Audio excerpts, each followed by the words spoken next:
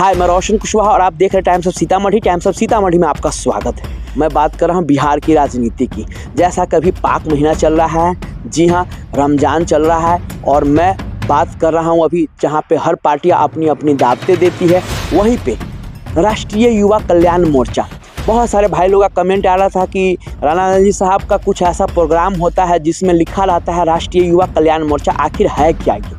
मैं आप लोगों को बता दूं और उन भाइयों को मैं बता दूं कि राष्ट्रीय युवा कल्याण मोर्चा ये बहुत पुरानी संस्था है जो राणा रणजीत साहब द्वारा बनाया गया हुआ है।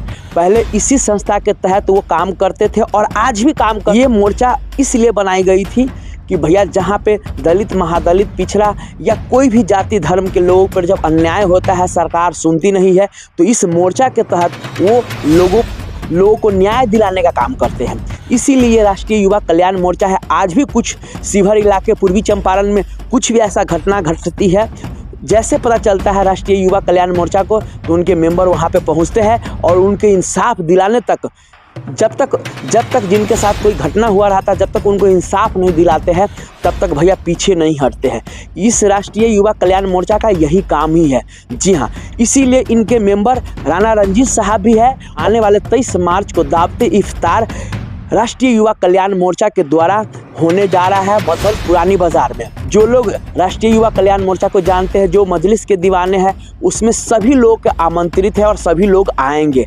इसीलिए लगा मुझे आप लोगों को बता दूं, जिस तरह से राणा रणजीत साहब एकदम एक्टिव रहते हैं अपने काम में, प्लस अपने जिला में अपने संगठन को विस्तार करने में। जी हाँ, वैसा नेता अभी तिरहुत में कोई नहीं हुआ है। हुआ कि कैसे मधुबन के ही सरपंच के साथ एसआई द्वारा कैसे प्रताड़ित किया जाता है, प्लस उसके बाद देखा एक बिजली कर्मचारी द्वारा कैसे एक दलित परिवार पे अत्याचार किया जाता है। लेकिन ये जो अंधी बहरी गूंगी सरकार है, ये भैया न इसके प्रशासन सुनने के लिए तैयार है, न ये सरकारें सुनने के लिए तैयार है। जिस तरह जो अंधेरे को लगता है कि हर जगह हरियाली है, उसी तरह नीतीश कुमार को लगता है कि भैया मेरा बिहार तो एकदम मतलब सोने की चिड़िया हो चुका है। बिहार अपना काम, लोगों को यही दिखता है कि मेरा काम सबसे बेस्ट है। और ये सरकार वर्तमान में क्या भी हालत है बिहार की, ये किसी से छुपा हुआ नहीं है। और इसीलिए कंटिन्यू कुछ भी अत्याचार दलित, महादलित, पिछड़ों पे होता है तो राणा रणजीत साहब तुरंत वहाँ पे जाते हैं, अपनी उपस्थिति दर्ज कराते हैं और प्लस काम करते हैं। प्लस जब तक इंसाफ नहीं मिलता है तब तक उनकी लड़ाई लड़ते हैं। और इसीलिए जब से एएमएम में राणा रणजीत साहब आ गए हैं, तब से तो और एक्टिव है और लोग भी जानने लगे हैं, पूरे बिहार के लोग जानने लगे हैं कि पहला ऐसा नेता है जो भैया तिलक लगा के, टोपी पहन के जाते हैं अपना नॉमिनेशन फाइल करने। हिंदू मुस्लिम का अगर एकता का मिसाल कोई है नेता, तो वो है तिरहुत प्रभारी राणा रणजीत सिंह। और यही उनकी जो छवि है, जो लोगों के साथ पेश आते हैं, जो उनका बोलने का स्टाइल है, वो भैया कहीं नहीं दर्शाता है कि भैया ये ईगो वाले नेता है, जैसे घमंड वाले नेता है। जैसे आप देख रहे हैं कि अभी के डेट में जो एक मामूली प्रखंड अध्यक्ष भी रहता है, उसके अंदर अहंकार भरा रहता है। लेकिन ये तिरहुत प्रभारी राणा रणजीत साहब है, लेकिन ईगो नाम तो दूर दूर तक है नहीं, क्योंकि ये जानते हैं राजनीति को बारीक से, क्योंकि इनके पिताजी सांसद रह चुके हैं, मंत्री रह चुके हैं। तो ये इनसे बेहतर राजनीति को बारीकी से कोई नहीं जानता है। और आजकल क्या है, जो नया आते हैं उसको लगता है कि भैया हम ही राजनेता, हम ही ये है वो है। वो भैया कुछ नहीं होता है वाकई में। बस उसको एगो पद मिल गया रहता है, ये चीज़ है, ये प्रखंड अध्यक्ष है, तो ये जिला है, इसीलिए वो उस पद का घमंड करते रहते हैं। लेकिन राणा रणजीत साहब का जो बोलने का सलीका है, जो बात करने का व्यवहार है, जब राणा रणजीत साहब कहीं जाते हैं तो ऑटोमेटिक लोगों को राणा रणजीत साहब की तरफ झुकाव होने लगता है।